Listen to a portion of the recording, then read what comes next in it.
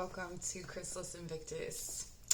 Today I have for you a message, release. You've seen the title, so you know. This is, or my intention for this reading is to take a look at maybe the things that you are ready to release, or the things that you have already released and are just kind of sitting superficially on the surface, just to call your attention to the theme of release. And because we're coming up to a super full moon, or whatever, super blood, extreme, intense full moon in Sagittarius on the 26th of May, this is not strictly a full moon reading, but it can definitely act as a full moon reading if you're in need of some guidance in that way. So I have 3 different piles for you, represented by 3 different objects. We have this stone that's like kind of peacocky, and that's not a word, but raw for the first pile. We have this owl totem for the second pile. And the third is a almost worn off label from Hagroot, and it's Ancient Roots oil. So making your selections, coming into your body and into your breath, relaxing into this reading so that your guides, my guides, can work together to deliver you a beautiful message. We'll get started. All right, for my first pile, let's take a look at what you need to release. And we're keeping this small kind of pile, a few select cards, but I do have the Dreaming Way Tarot if we need to clarify. So this is from the Dark Mirror Oracle, Gilded Regret. From the Magic of You Oracle, Orenda, Honor Your Mystical Creative Force.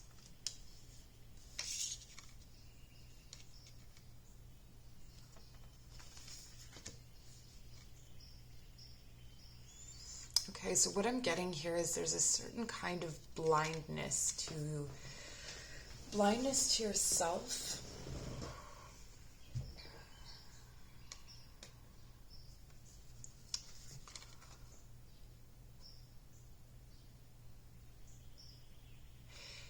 This for me feels like someone who, you may not know what you know because it's fairly normal for you to have skills, talents, abilities that just sort of come, because they come naturally, you don't know that they're there. I've quoted this many times, and it's a poor quotation, but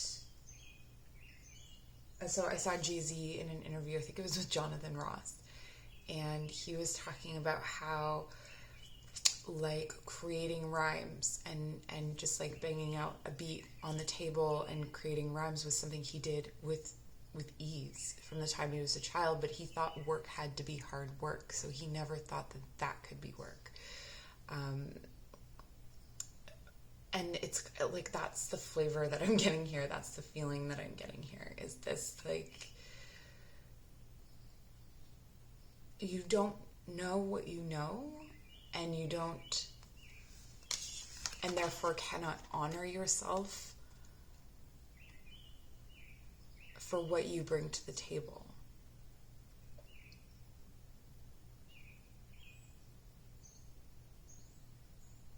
And I feel this oscillation between stable and unstable in that way. It's like, maybe you have moments of lucidity with this where you're kind of like, oh wow, yeah, and usually it's probably like it's in comparison to other people. Like you have those moments of like someone being like, oh well, it's not that way for me, and you're like, oh, it is for me, and that'll kind of bring you into this space of awareness, and then it disappears because it's not integrated into who you are. So I'm wondering if it's this, experiencing a lot in my body right now, this oscillation between the two things is what you're releasing. Let's take a look at the tarot cards. This is from the Murder of Crows Tarot. The Moon.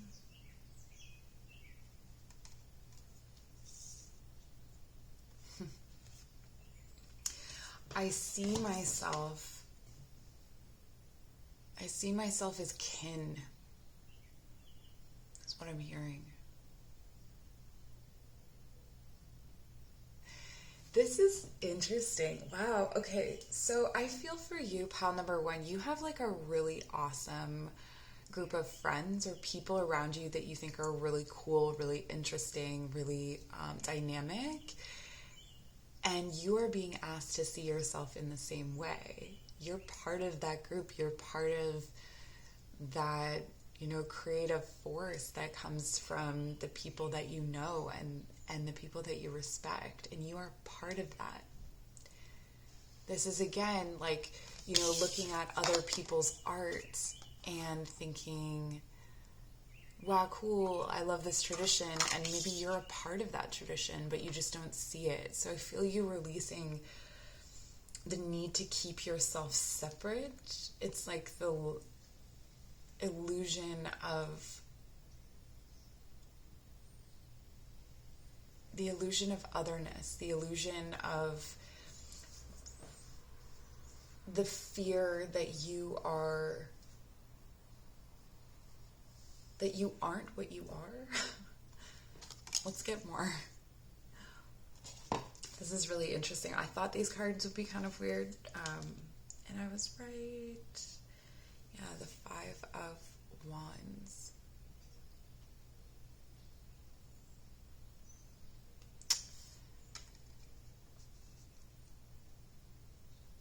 This is that conflict, this back and forth energy. It's almost like, I'm worthy, no I'm not. I'm worthy, no I'm not. I'm worthy, no I'm not. But I don't know that you know that it's two voices. It might be helpful if you start to characterize this dialogue or anything that comes up about your own worthiness or something like that, if you were able to look at it as two voices. Even if you make it into these two crows, and this crow is saying, you belong here. There could definitely be imposter syndrome in this pile. You belong here. And the other one's like, oh my gosh, you're just embarrassing yourself by including yourself. And then if you can start to characterize these two distinct voices, then you can watch them, you can watch how they interact with each other. You can watch how they come into conflict with each other. This is also about sweating the small stuff or those little bits of crises or conflict that may come up. So what this could be, and I'm really getting a creative energy from this pile. If you're not an artist or a writer, and I'm speaking to you as you are, just take it for however it fits in your life, because that is just such a strong energy that's coming through for creatives here and artists. But we all have our own ways that we create. So this is kind of like if you get a rejection notice or something, then this one voice becomes louder. And this is allowing for the balance of the two. So maybe this voice, we're afraid to get rid of the voice that's critical because we're afraid that we're going to become too arrogant. Like our ego is all of a sudden going to be injected with steroids and we're not going to recognize ourselves. And maybe you do, and maybe you come back to center. Another pop culture reference, Gwyneth Paltrow talked about when she was starting to get fame, her father or a lot of popularity or whatever, her father took her aside and was like, you're kind of becoming an asshole. And she was like, I am becoming an asshole. And she corrected, so there's like, even if you were to swing from humble to arrogant, there's still always the coming back to center, and it's about embracing these two sides, these dual aspects. So it's not that the critical voice isn't important, but it's that it shouldn't take precedent over the other. But I see you being able to release yourself. This isn't almost like releasing in the strictest sense of the word. It's kind of releasing the priority or the preference of one over another. This could quite literally for someone be two voices, be two people, and the influence of two people. Maybe you were caught between your mother and father or something like that. And so you have,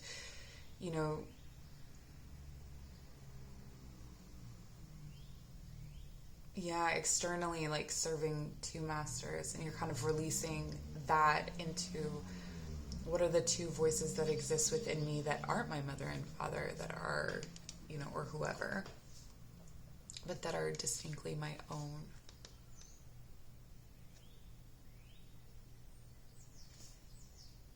And with the power of this mystical force and the moon here, I see that you're, where the imposter syndrome might come from, or where the maybe feelings of inadequacy or feelings of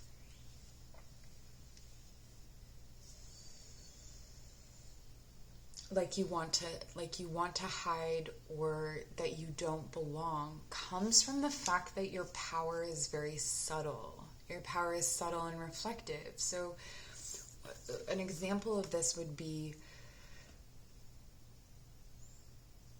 how people feel in your presence. So space holding. Space holding is a key component of, I'm a yoga teacher, and space holding is so, so important. And if you've ever been to a class where you're just like, I was just able to do balancing postures, I was just able to surrender, I was able to do this or that, a lot of that has to do with how the teacher held the space.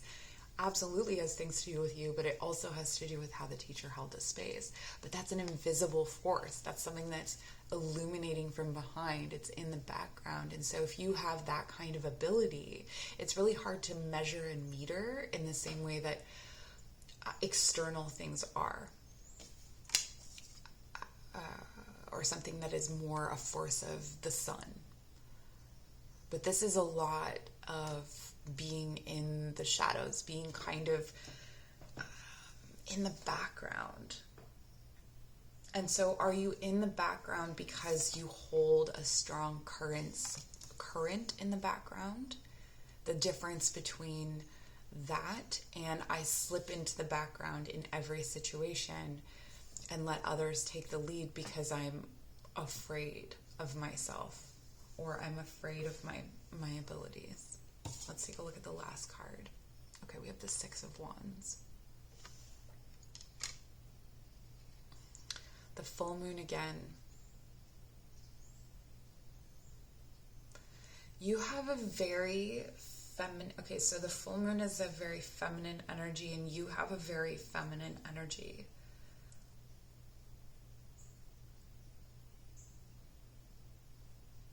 A very feminine energy.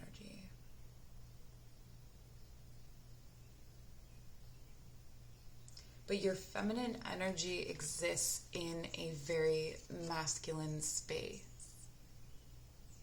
which is kind of interesting. I don't know an example of what this might be.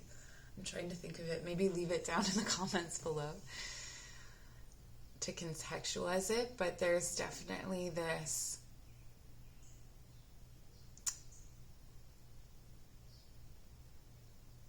lily among the thorns.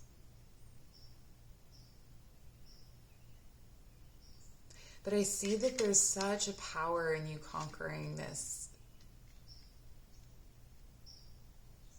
mystical force that you have.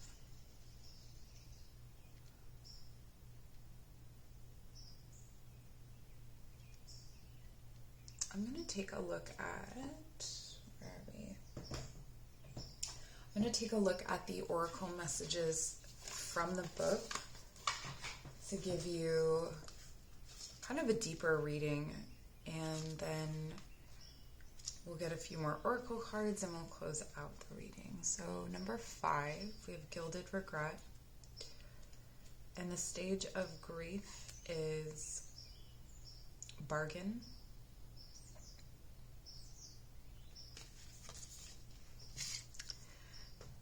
The message that I'm getting before I even go any further is with this bargaining is that when you bargain, you sell yourself short. This is giving that preference. This is sliding into the background in an unhealthy way. This is about how you can lead from the background. You can lead from this subtle place in the subtle realms. You don't have to be front and center. No one's asking you to be the sun when you're the moon. But you are asked to know your own worth. And it's something in this interplay, this dialogue, this oscillating between I'm worthy, I'm not, I'm worthy, I'm not, I'm worthy, I'm not. It kind of, it slows down the process. Okay, let's take a look. I could go on so many tangents probably. Okay, so I feel like living in the past. Please give me 5 more minutes to linger. Yeah, I feel that kind of like,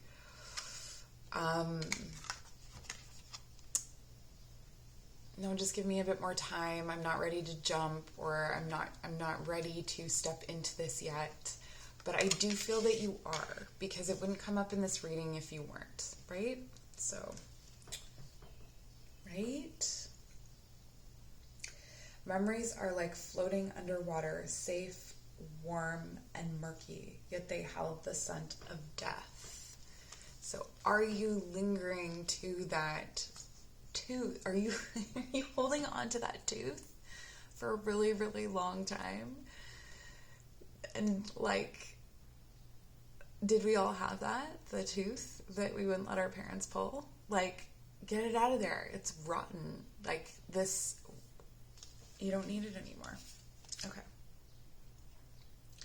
The cage of our memories is the most gilded, lingering to the past, savoring crumbs and flashes, hints and ifs. But is our sword, however, is our shields. We follow the river against the currents to a sea of maybes. We cannot say life is here now. We just say life was here. Ooh, yes. Okay.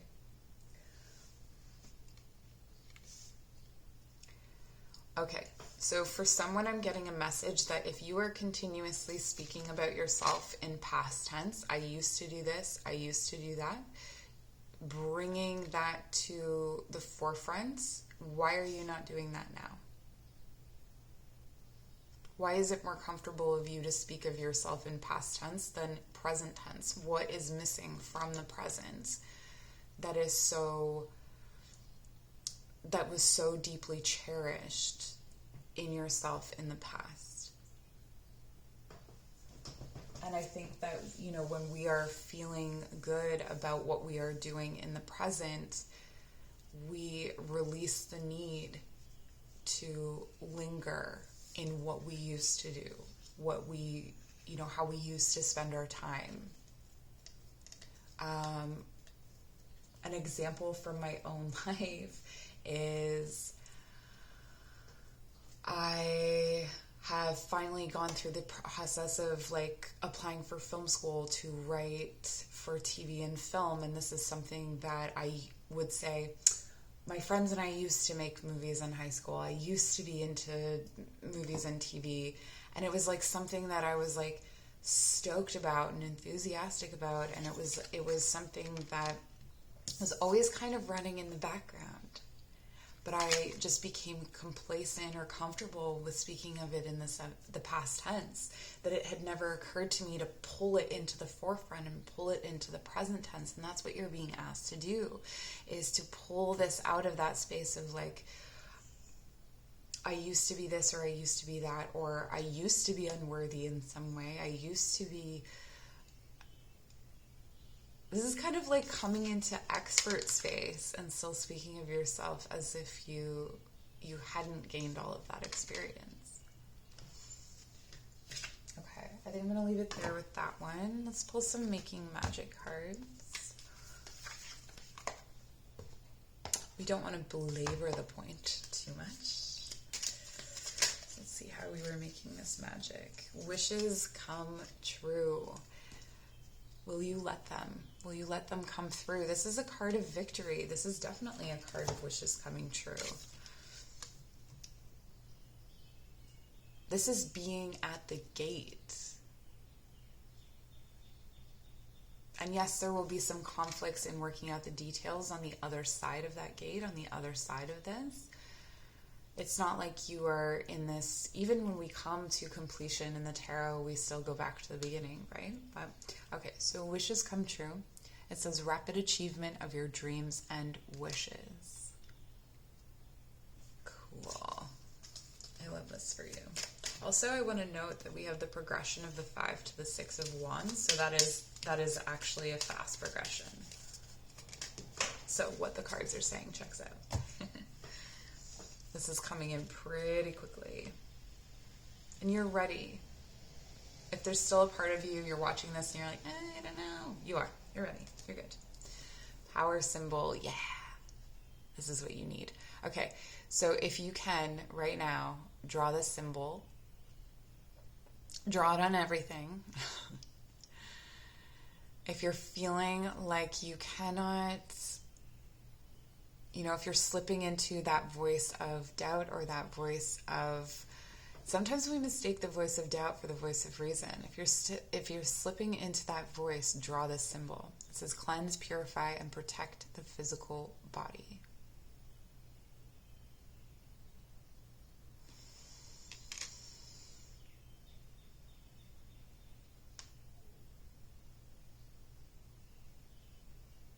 You're ready to release yourself to what's on the other side of this gate. And to let these two voices, these two sides of things, this oscillation back and forth, to happen more seamlessly and more behind the scenes and in a healthier way, where it's like you're taking into account two different sides or different opinions without being pulled and drawn from one house to the other. You're sitting in between. Okay, that's what I have for you, pile number 1. I hope that was helpful. Please leave a comment, like, subscribe.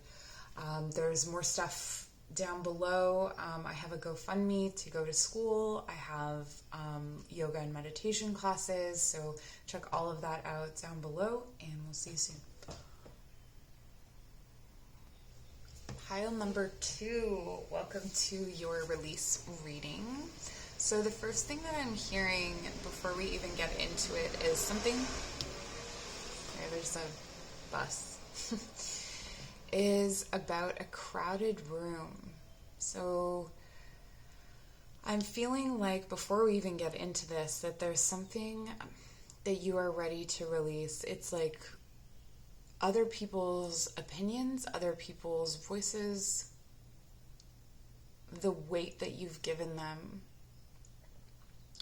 or it's almost like the wisdom that you have projected onto other people simply because they are not you.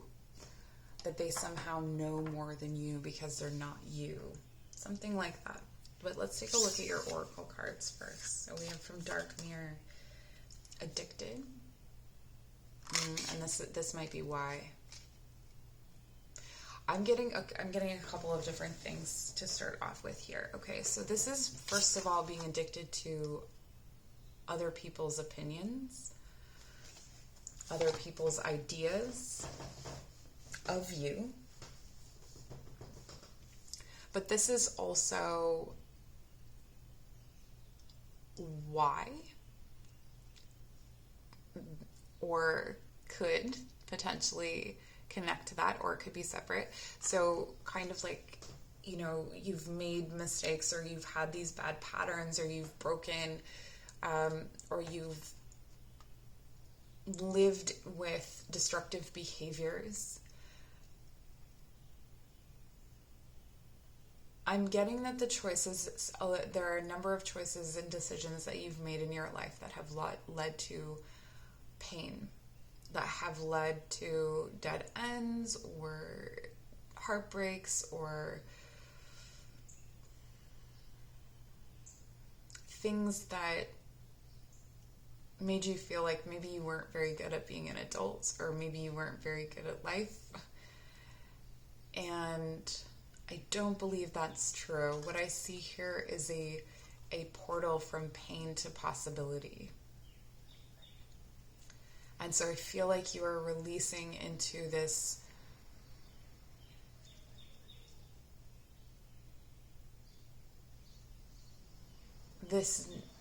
way of incorporating your experiences, of trusting that even though you've made mistakes, that doesn't mean that you don't know what you're talking about. In fact, that means that you know a lot of what you're talking about, when your perspective is not colored by whatever you're addicted to, or whatever you have been addicted to.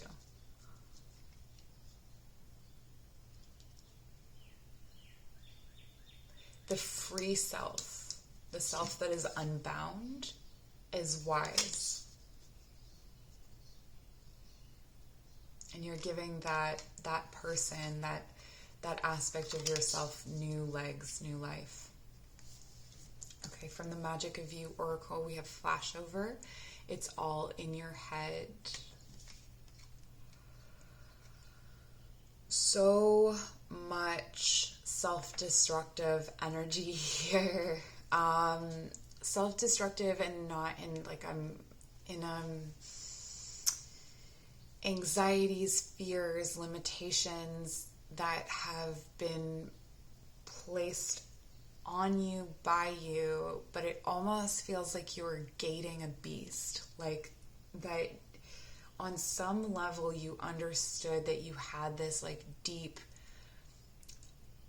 unyielding potential, and that's what we cage. We cage the thing the thing that we fear the most. And for you, I feel like it's this limitless energy and possibility. But I was also seeing like a bull, something to do with a bullfight. So you find this you've created this formidable pen for this bull, and then you would allow yourself to kind of go in the ring and fight it. But sometimes you could only fight it when you weren't sober.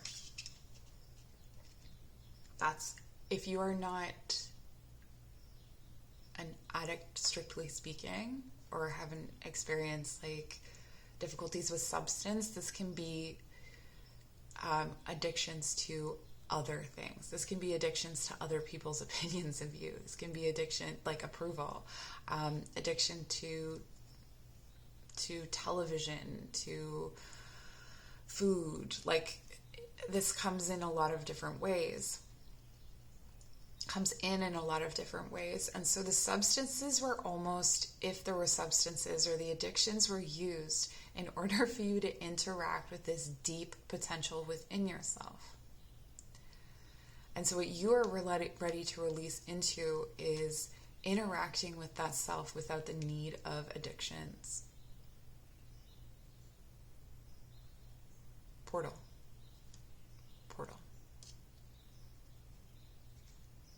But this for me is very much like a 9 of Swords, middle of the night, 3 a.m. You can't sleep because you're so wrapped up in fears and things that are maybe not necessarily built in truth.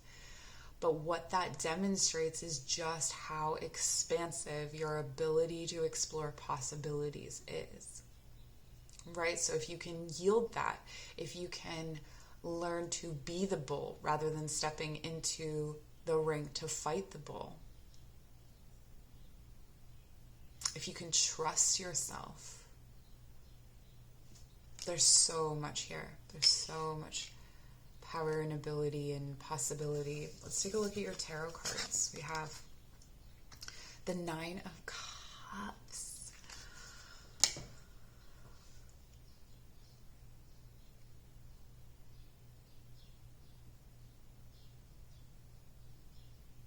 if you can shift in and out of this form, of this possible worlds, possible self, if you can shift in and out of it at will, that is your wish fulfilled. That is your dream. Someone here is an actor.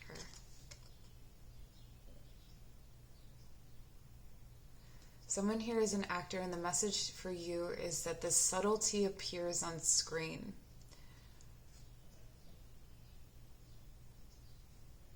It's informed and performed through your eyes. And that gives you new lives. Or that if you are not currently acting, that it could be helpful for you, therapeutic for you, even cathartic for you to dip into that space and allow yourself to shape shift. Yeah, I'm getting so much about shape-shifting here. Shape-shifting and change. Because once you integrate, once you stop, I really hope this metaphor is working for you. Once you stop being the bull inside of, like, penning this bull, and you allow yourself to be it, then you start to recognize that you're not bound by the form of the bull. You can then shift into a crow. You can then shift into whatever you need to be. And so this shape-shifting ability is part of what you are releasing into. Understanding yourself as a shifting and changing being does not mean that you have to be shifty in the sense of, like, lacking integrity or being deceitful. But rather it's a way of living all of these different experiences and then being able to translate those experiences into loving connections with others, into demonstrating the possibilities of healing to others.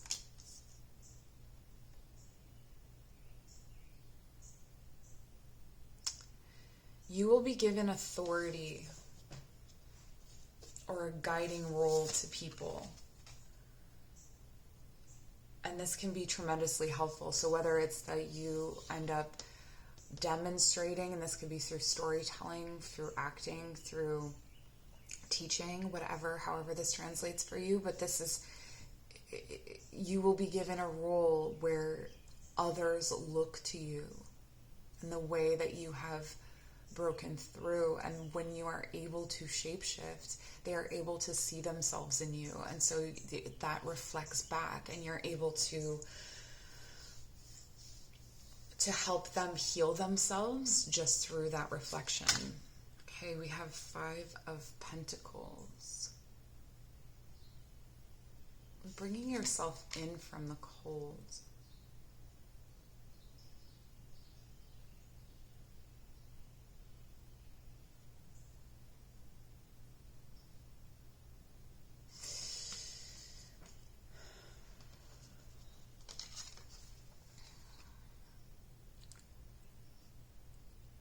There's a sacrifice of comfort for this path. And I feel you surrendering or releasing to that sacrifice. Accepting it. And perhaps changing your perspective on it. That yes, there was a way of being fed in this other situation, or yes, you could have taken different paths, you could have this, that, or the other thing. But this is where you are.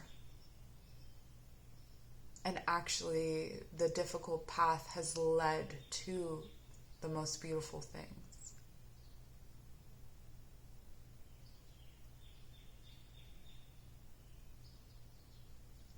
I'm hearing spirit is my constant companion. That a spiritual journey is really helpful for you, however you frame that. Keep in mind, like, a spiritual journey can be like a deep dive into anything that explains how our universe works. A spiritual journey can be physics. A spiritual journey can be biology. A spiritual journey can be medicine. You know, like, it doesn't have to be star seeds and pagan gods and all of that. Like,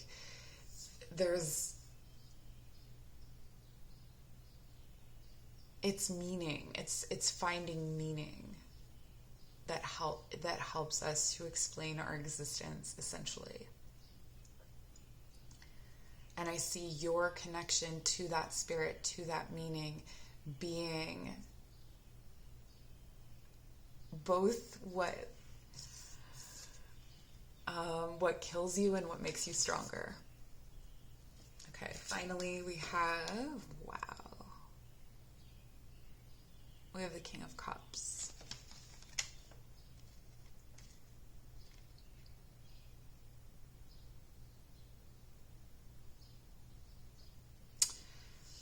There's something so intimidating about the mastery of emotions. This is something that makes other people uncomfortable, particularly in a reflective situation, because it really shows them how they process their own emotions. And I just feel like I need to remind you or tell you that is a reflection, and that is not you. That is not you.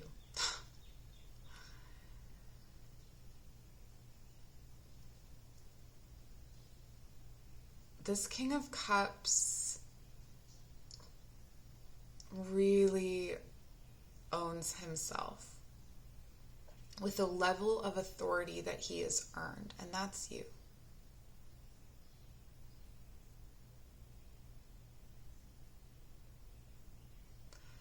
This, the things that maybe people treated you as,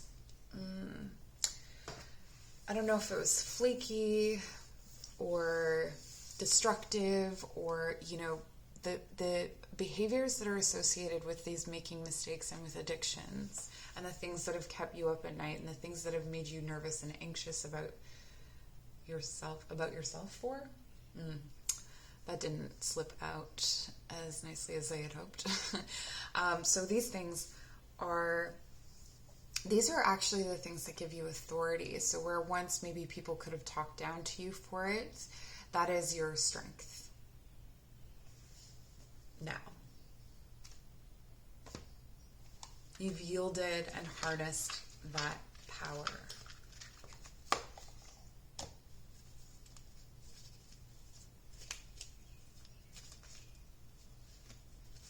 I'm also getting a message about being a strong guardian at a gate. And that this gateway, it feels like the gate of life and death. It feels big. It feels intense. So it's being a guardian at the gate. And that a guardian in those spaces has to be very sure of themselves and has to know extremes. So if you have been prone to oscillating between extremes, I see that, and I also see you in the center. On the other side of this is also a big love.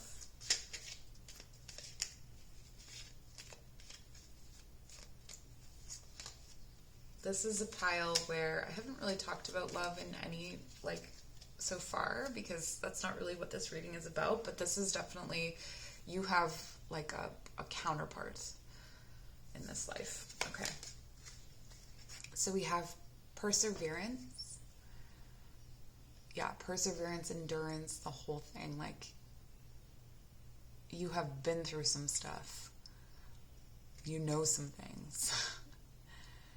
The motivation to keep going despite the odds.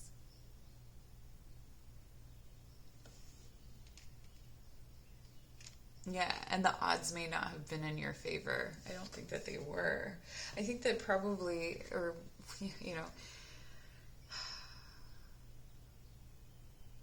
this anxiety, this addictive behavior, whatever it was, this like negative pattern,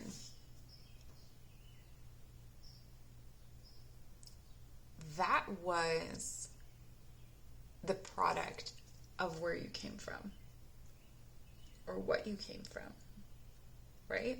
So if you think about it in that way, like that was a natural response to what was around you, to the traumas or to the people, the characters that were around you. And you've been able to like absorb and integrate those characters, and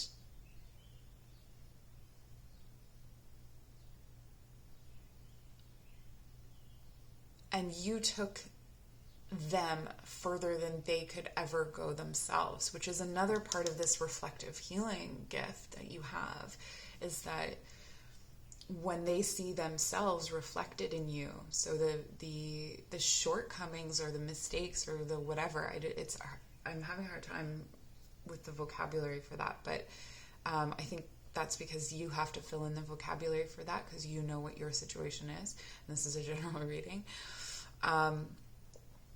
When they see that reflected back at them, that gives them this context where maybe I could go beyond what I came from. Maybe I don't have to be stuck here in the mud, in the darkness. So I'm getting emotional. Okay, I'm going to pull the other card. Prosperity. Yeah, we have prosperity here with the Nine of Cups and with the King of Cups. Like, this is such a beautiful abundance that has to do with, you know, whether it comes in monetarily, you will have an abundant and rich life full of love. A prosperous business with riches and success. So what this says,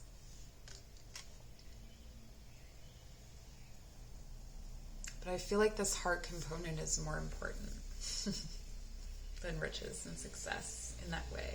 Success in this case is measured by a balanced mind and a balanced heart. I'm going to leave it there for you, pile number 2. If you're interested in my services, there are links down below, as well as a GoFundMe to help me go back to school. So if you want to help me out, that'd be amazing. So all of that's down below. I hope that you stay well, and we'll see you soon. Pile number 3, when I was selecting your cards, they were flying out. They just wanted to be seen and heard, and I did get a lot of distractibility in this pile. You had the Ancient Roots oil from Hagroot, and let's take a look at your oracle cards. Naked Before the Stars.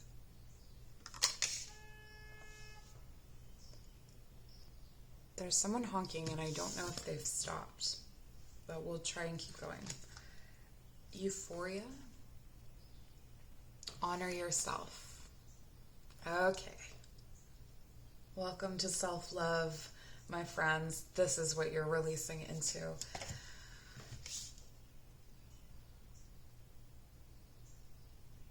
Okay, dear friends. Someone here sees themselves as monstrous. I always like to think of things on a spectrum.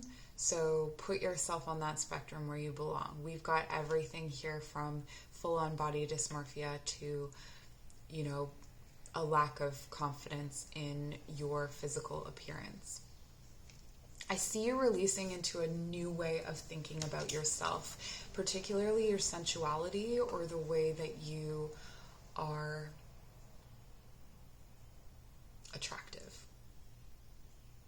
to others. There could be an impossible beauty standard that you were trying to, and this to me feels like an extreme version of that, where like you don't have the bone structure to look like the people that you want to look like, And the fact that you could not look like them caused you a lot of distress.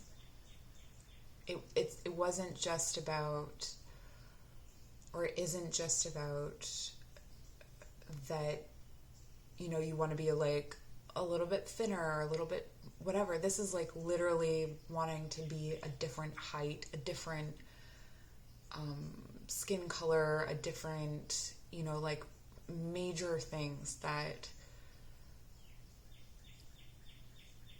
you don't need to change, nor can you change. And the measures to take to do that are extreme and so in many cases painful. And I think that you are starting to see yourself in the way that you actually are, and the features that you actually possess are beautiful in their own way.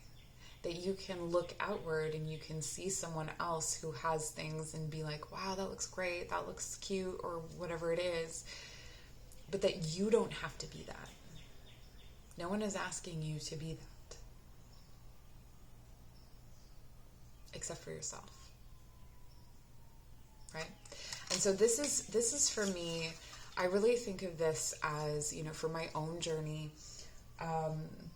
one of the things is that, you know, when we are thinking about intimate partners, there's so much the way that someone feels that is just as, if not more important than the way someone looks when we're thinking about like being intimate with someone.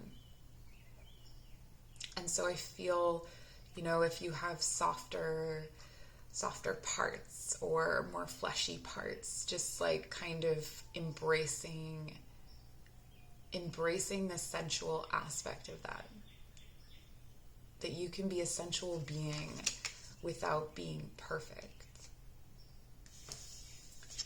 And part of that, what that's doing is it's also helping you to honor other aspects of yourself.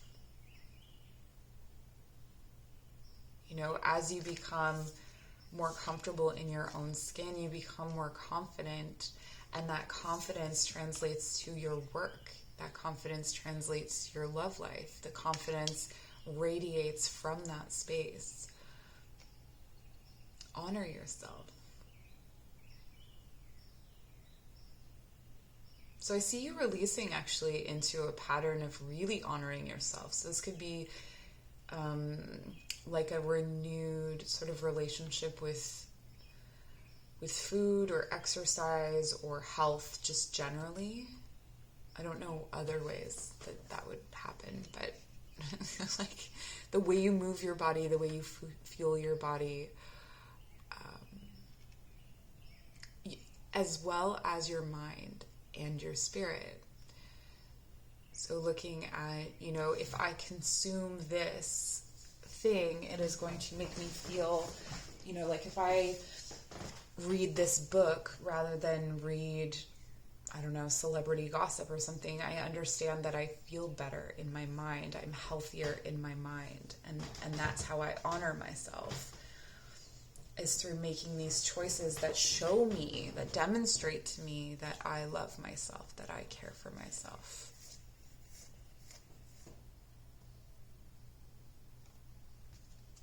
Okay, let's take a look at your tarot cards. The Six of Swords. Yeah, there's a whole departure here.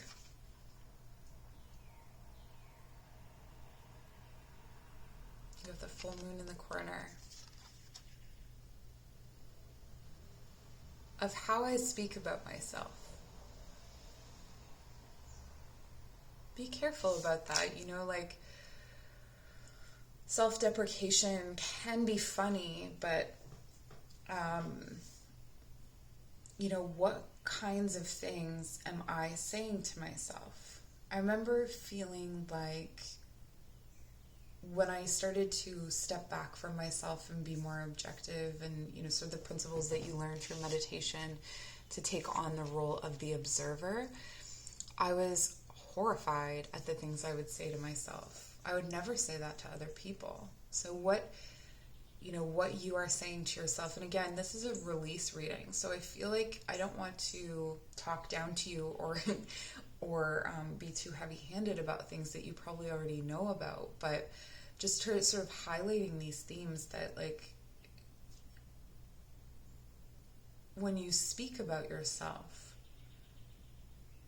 do you speak about yourself with respect? Do you honor the things that you have been through, the experiences you've had, the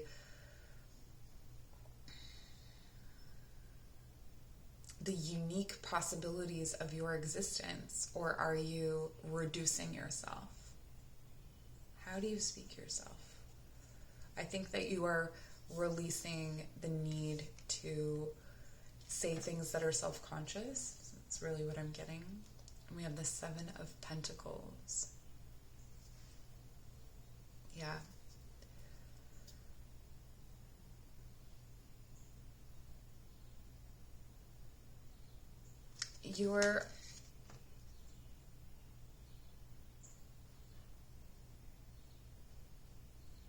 The way that you see or speak of yourself is deeply rooted in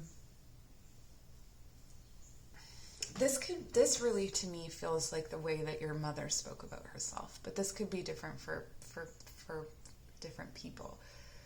But like, there could be, and even to some extent an eating disorder here that you saw or witnessed as you were growing up. But this can also represent the diseased kind of nature of our culture and how we continuously watch people mutilate themselves for the sake of beauty.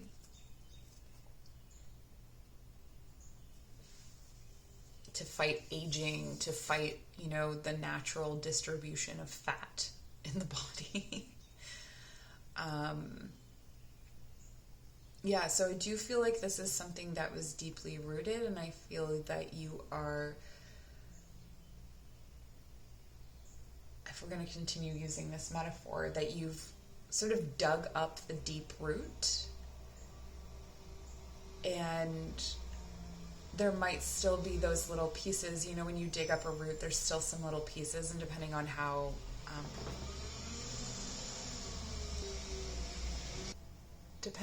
stubborn the root is, sometimes there's little pieces that break off and like it will grow up again. So yes, there will be things like that. There will still be residual, but I feel like you have dug up the deepest part of this root.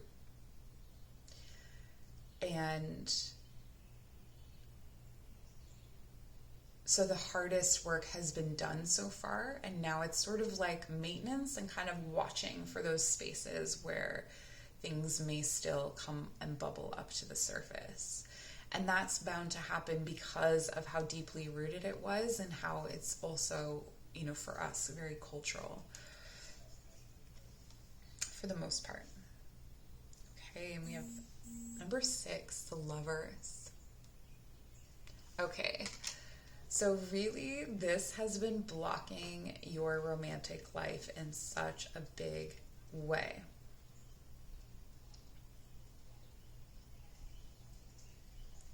Perhaps there's been a superficiality that has the way that you, or the standard you hold yourself to, has created a superficiality. I'll give you an example. If you, for instance, you say to yourself, I'm too, I don't know, like, I don't want someone to see me naked because I don't like my body, that's going to affect your love life. I don't want to be with someone who is really fit because I don't look fit, and you're making a superficial judgment about that person because you're like, they're too beautiful for me. But like, that's not how human beings connect. Human beings connect by feel, by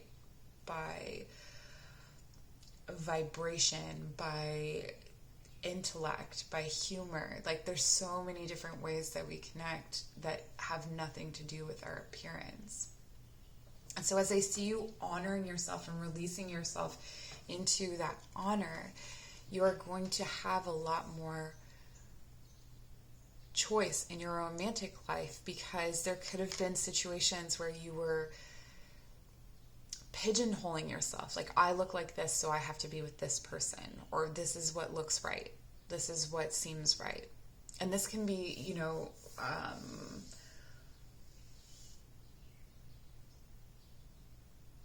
that you would literally be with people you weren't attracted to because you thought that was what people would accept, or that's what people would see.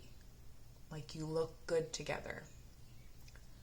And I see that transforming in you, and you having a new way of, it's almost like a new way of worshiping yourself leads you to a new way of worshiping another. But this is really calling in the choice to actually be with someone in a deeper way, to connect with others in a deeper way, not even just a romantic partner. If you do have a romantic partner, this is going to shift your relationship as it stands.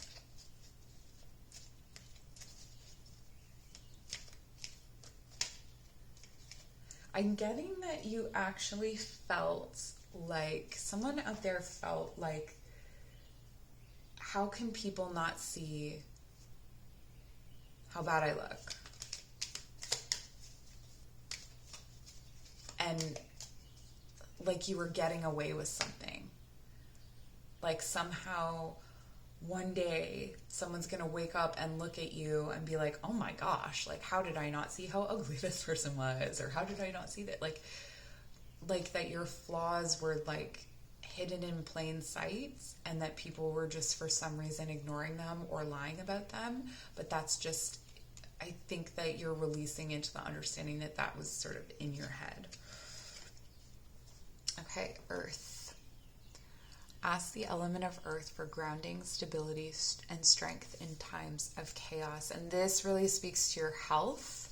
This speaks to how you feed yourself, how you move through space, how you clothe yourself even. If you're clothing yourself to disguise your body, or if you're doing it in ways that make you feel empowered. And again, like everything, it's physical touch. It's thinking of yourself as essential beings. So like maybe, my thighs have a bunch of cellulite, but they feel nice. Like you can give them a little squeeze. They feel comfortable to, cuddle up with. And beyond that, they're very strong. I've got big thighs and they help to carry me. It's that Shakira song, right? What is it? Lucky I have strong legs like my mother, so I can run for cover when I need it. Okay, sorry. Just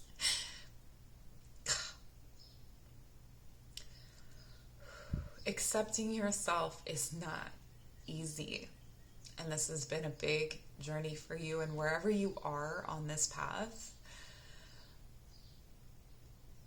I feel you, okay?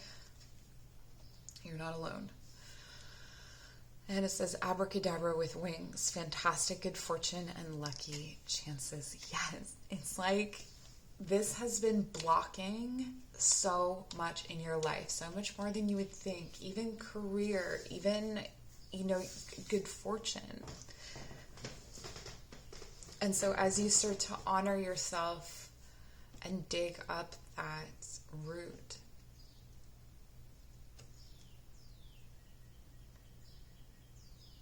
you've got such beautiful things coming in for you. I'm going to leave you there, pile number 3. Please check out the description box below for a GoFundMe to help me go back to school, which would be great, rather than donations to the channel. Or you can book a personal reading, yoga, and meditation classes. All of that is down there. But mostly I want you to just have a super great day, and we'll see you soon.